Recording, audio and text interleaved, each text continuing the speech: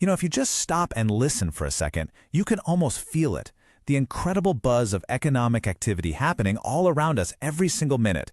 Think about it. From a farmer out in a field to a developer coding the next big app, millions of people are constantly producing goods and services. It's like this massive, super complex machine. The real question is, how do we even begin to make sense of it all? Well, just like with any complex machine, the first step to understanding it is to break it down. You got to look at the different parts and see how they all work together, right? It's the exact same for an economy. The key is to group these countless, seemingly random activities into meaningful categories, or as economists like to call them, sectors. All right, so here's what we're going to do in this explainer. We're going to break down the Indian economy piece by piece. First up, how we group all this activity. Then, we'll get into the three main sectors: primary, secondary, and tertiary. After that, we'll uncover a really surprising mismatch in India's growth story. Then we'll tackle the huge challenge of creating jobs, and finally, we'll look at the absolutely crucial difference between organized and unorganized work. Let's get into it. Okay, so first things first, how do we even decide which activity goes where?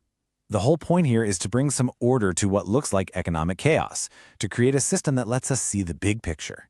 And the most basic, fundamental way to do that is to look at what people are actually doing.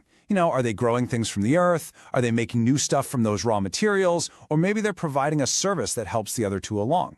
It's that simple logic that gives us our three main sectors. So let's meet them, the three main gears of our economic machine: the primary, the secondary, and the tertiary sectors. First up, the primary sector. You can think of this as the absolute foundation of the economy. It's all the stuff we do that directly extracts or harvests products from the earth. We're talking agriculture, fishing, forestry, mining, the whole lot.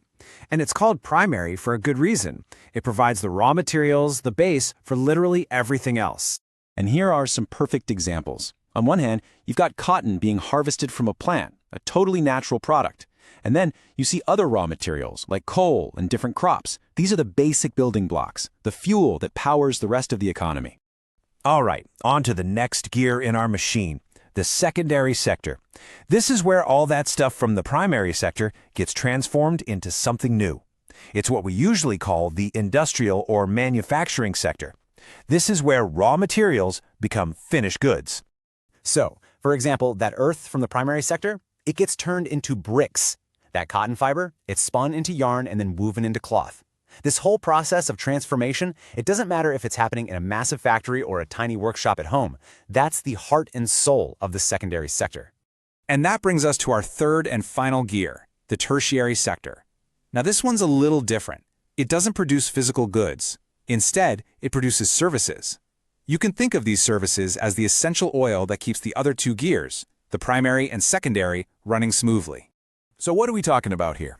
Well, think of the truck driver who transports all those crops and manufactured goods, or the banker who provides loans to build factories, the teacher educating the future workforce, even the software engineer building our communication networks. All of these jobs provide absolutely crucial services that support the whole system. Okay, so now we get the three sectors. Let's see how they actually stack up in India, because this is where we find a really fascinating and hugely important puzzle.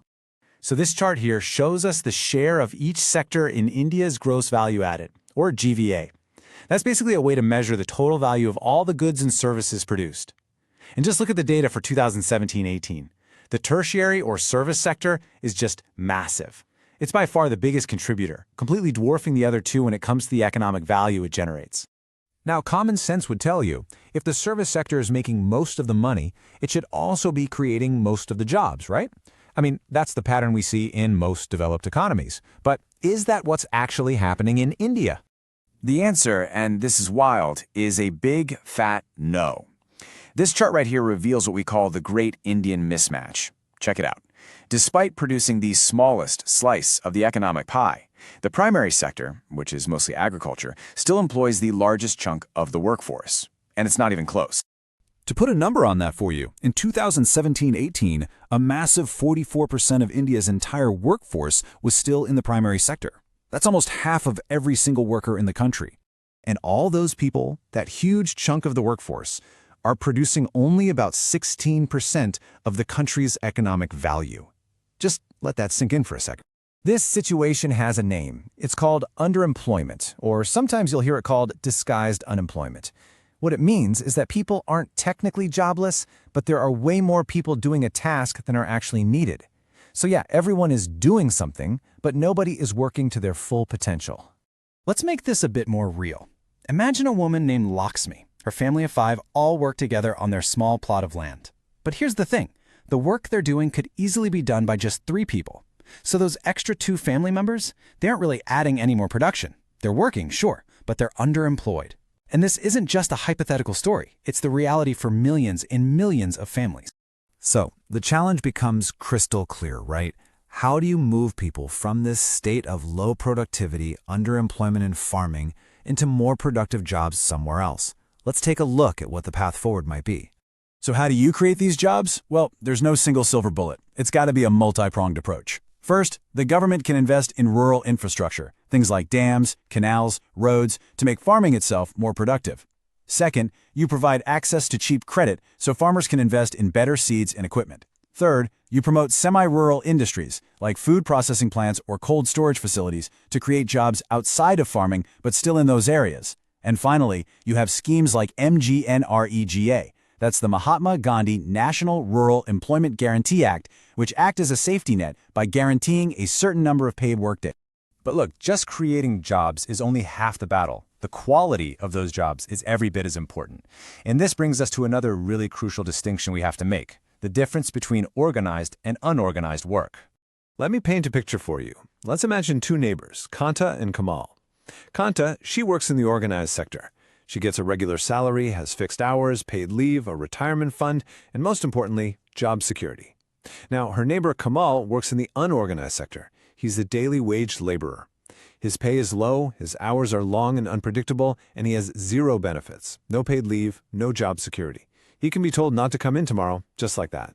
The difference couldn't be more stark. And the really tough part? Kamal's story is the reality for the vast, overwhelming majority of India's workforce. The unorganized sector is all about low pay, 0 security, and pretty much no benefits whatsoever. These workers, they are the most vulnerable people in the entire economic system. Which brings us to our final and maybe most critical question. As India's economy keeps growing, the real test of its success isn't just going to be about creating more jobs. It's going to be about creating better, more secure jobs. The real challenge is building an economy where all that growth actually translates into secure, dignified work for everybody. And the big question that leaves us with is, how on earth does a nation actually achieve that?